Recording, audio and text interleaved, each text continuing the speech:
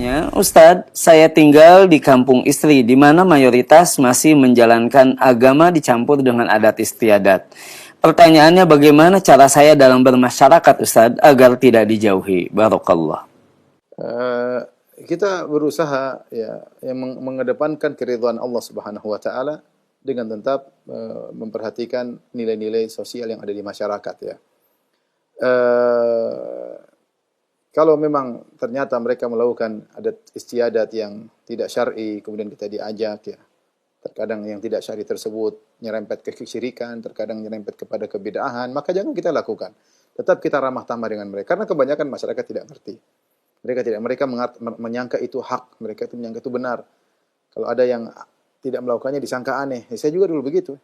Kehidupan di kampung seperti itu tiba-tiba ada orang mengatakan tidak boleh ini, saya heran. Kaget ya.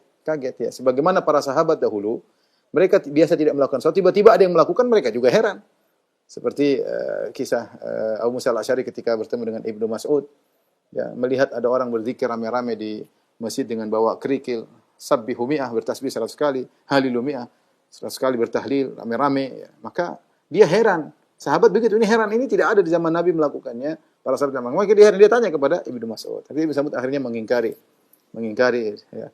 Dan wajar jika kemudian kita tidak melakukan bid'ah, kita dianggap aneh. Kita tidak dianggap aneh. Seandainya yang mereka lakukan di zaman Nabi, mereka akan dianggap aneh di zaman para sahabat.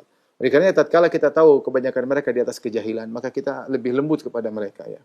Caranya dengan cara yang baik, tetap untuk acara-acara mereka tidak kita ikuti, tapi tetap lemah lembut, kita ramah. Kalau ada acara misalnya kerja bakti, kita bareng-bareng sama mereka. Kalau ada acara-acara sosial, kita bantu mereka. Sehingga mereka tahu bahwasanya kita ini bermasyarakat. Cuma pada hal tertentu kita tidak mau. Ya. Kita tidak mau. Seperti misalnya seorang masuk di... Misalnya saya tinggal di kampung. Kita tinggal di kampung, sholat orang-orang di situ melakukan acara-acara yang kita tidak sukai. Ya. Kita pertama masuk di masjid. Kita bilang Assalamualaikum. Kita salami mereka. Sunnahnya kan kita ketemu salaman. Sehingga mereka tahu kita tidak benci sama mereka. Sehingga kalau misalnya setelah sholat saya tidak salam-salaman, ya mereka salam terserah mereka, saya tidak salam-salaman, mereka tidak benci kepada saya, karena mereka tahu saya kalau masuk saya salami mereka. Maksudnya saya senyumin mereka, salam gimana Pak, tanya kabarnya, saya ngobrol sama mereka. Nanti pas acara yang mereka lakukan saya tidak ikuti, mereka tidak marah. Ya. Itu contoh misalnya, ada hal yang mungkin bisa kita lakukan, sunnah kita lakukan. Contoh, seperti misalnya ada yang meninggal di antara mereka. Kemudian mereka mengadakan acara ritual-ritual bid'ah yang tidak dicontohkan oleh Nabi SAW. Maka bukan berarti kita tinggalkan sama sekali. Kita datang di pagi hari. Kan bukankah sunnahnya kita melayat? Bukankah sunnahnya kita membantu orang yang sedang berduka cita? Ya kita datang, bukan pas acaranya.